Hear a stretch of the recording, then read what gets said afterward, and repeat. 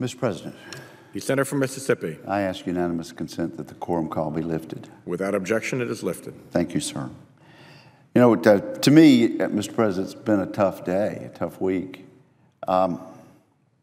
We could use a little bipartisanship in this chamber and in this Congress. I don't understand it. We heard the Democratic leadership of the super committee come right out the other day and saying that it was preferable to her that the fiscal cliff be encountered and that we actually bring our nation over the fiscal cliff rather than working together in a bipartisan way to avoid it before the end of the year. And then I was mystified today to learn that the majority leader of this great body proposes next year, if his party remains in power, to forever change the nature of this Senate in terms of being a great deliberative body and to go to the majority rule 51 vote process that they have in the House. It works okay in the House, but we've never been that here in the Senate. And so I'm concerned with some of the things that I've been hearing, and frankly, I hope we can come back from the precipice of some of these disturbing proposals that I've heard from some of my friends. One way to do that would be to address in a bipartisan way this issue of sequestration. And so I rise this afternoon to point out to my colleagues that we're now less than 6 months away from seeing sequestration go into effect. This is a grim reality that was never supposed to happen. And it's a reality that doesn't have to happen. But it will happen unless we act and unless the president signs legislation. Budget sequestration means defense and non-defense spending will be cut automatically and across the board without regard to priorities, without regard to the importance of programs. We need to avoid this. How did we get here?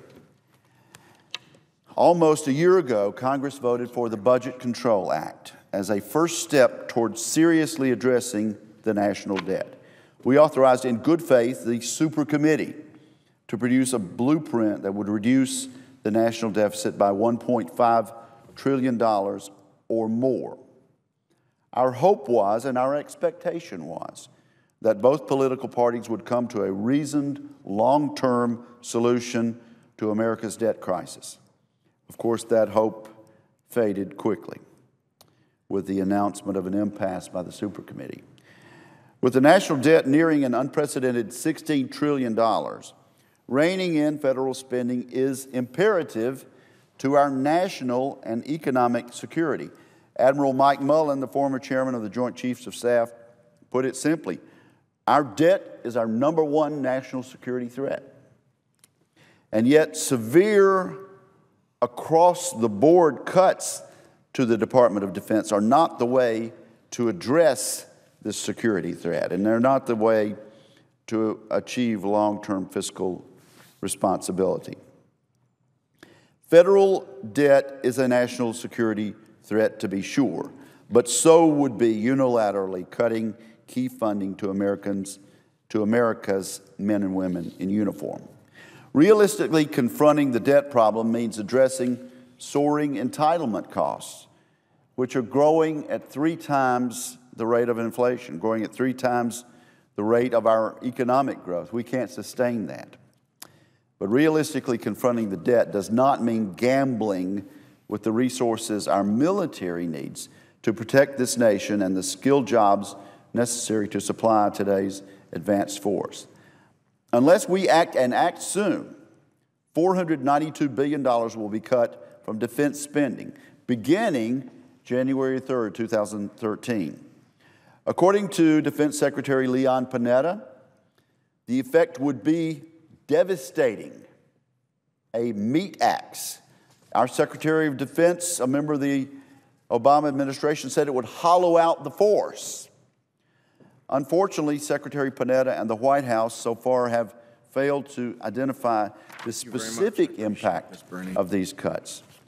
Clarity is needed as to how these automatic cuts would limit our capabilities. As of this moment, sequestration is the law of the land unless Congress passes and the President signs a bill to stop it. The administration needs to get specific about the results of this meat axe. Our military faces a diverse set of challenges and emerging threats. A nuclear North Korea, a volatile Iran that wants to be nuclear, our commitment to a democratic Taiwan and the competition for mineral resources in the South China Sea. All of these and more require the ability to project American power abroad. This year we celebrate the bicentennial of the War of 1812, and the lessons of that conflict should be remembered. During that war, it was our Navy that reaffirmed America's sovereignty. The U.S. saw that even the border of an expansive ocean would not fully protect our nation. The influence of sea power on national security and commerce was clear then, and it remains clear today. As ranking member of the Armed Services Subcommittee on Sea Power, I can attest that the Navy Department is the Armed Forces' most capital-intensive branch, and the Navy will be particularly hit hard by indiscriminate sequestration cuts. According to civilian and uniformed Navy leaders, our capacity to deter threats, defend our priorities, and project sea power could be gravely compromised. Sequestration would hurt readiness, fleet size, strategic investment, and the strength of America's workforce. The projected numbers are striking. The Marine Corps would endure an additional 10% cut in troop strength, leaving our Marines without sufficient manpower to meet even one major contingency operation. The Navy fleet would drop to 230 ships, well below the Navy's 313 ship requirement. It would drop to 230 from 313, hindering the ability of our combatant commanders to execute their missions abroad. Even now, the Navy can satisfy only half of combatant commander requests for naval support. Sequestration could affect the quality of future investments and the long-term vitality of America's shipbuilding workforce. Experience has shown that stable shipbuilding rates have a direct impact on the acquisition and operational costs of amphibious ships, aircraft carriers, and submarines. Cuts would prevent the Navy from ensuring new ships are delivered on time and on budget. The average age of today's shipyard worker is 45, and only 24% of our naval shipbuilding workforce is under 35 years of age. Sequestration would drive a generation of skilled shipbuilders from the workforce and would have a prolonged negative impact on American high-tech manufacturing. I am proud to be from a state with a highly skilled manufacturing base. Mississippi workers produce ships, aircraft, and equipment that our troops depend upon throughout the world. Sharp cuts to defense will have a direct and detrimental impact on Mississippi's families and local communities. The stakes are high for the military and America's economy. These looming cuts are real, they are drastic, and they're just around the corner. Sequestration is real and not a hypothetical threat. It is the law unless we change it.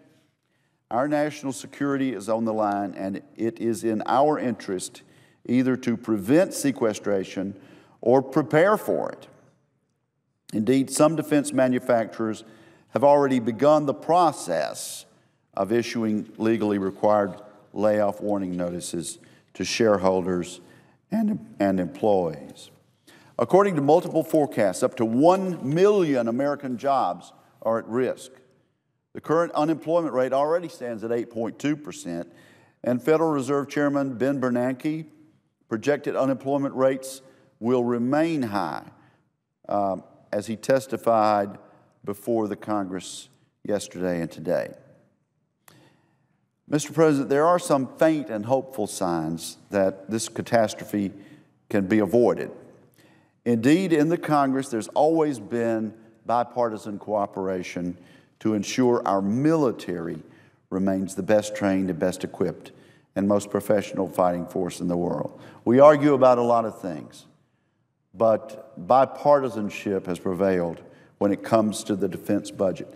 The fiscal year 2013 Defense Authorization Bill is a hopeful example. The bill recently passed by the Armed Services Committee, of which I am a member, contains many provisions reflecting Congress's support of the Defense Department's top strategic priorities. It also reflects the challenges we may encounter while outlining ways to reduce spending, and we must reduce military spending, no question about it. But sequestration is not the way. Also, with regard to the Defense Authorization Bill, I should mention this is the 51st consecutive year that Congress has passed such a bill. And again, testimony to bipartisanship with regard to DOD reauthorization. That's the good news. The bad news is that the failure to address our past spending has compounded the situation we now face. Further delays only make the problem worse. We know that tough decisions will have to be made to fix our country's debt problem. All federal agencies, including DOD, will have to do more with less in today's era of fiscal austerity.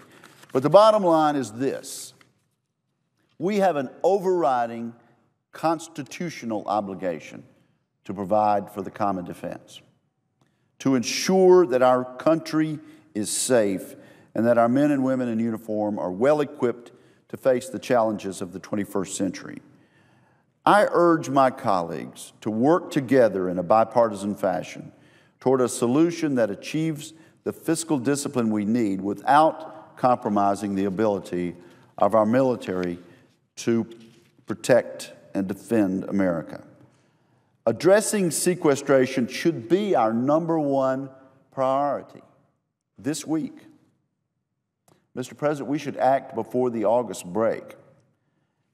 After Labor Day, after the political conventions, when campaigns are in full swing and we have only 2 months to go before these devastating cuts go into effect, do we really believe that the atmosphere here will be conducive to solving sequestration? I don't think so. Is it really in our nation's best national security interest to address this during the lame duck session? I don't think so. We should not leave town for an August break if we have not answered the sequestration issue. The hour is upon us. Thank you, Mr. President, and I yield the floor.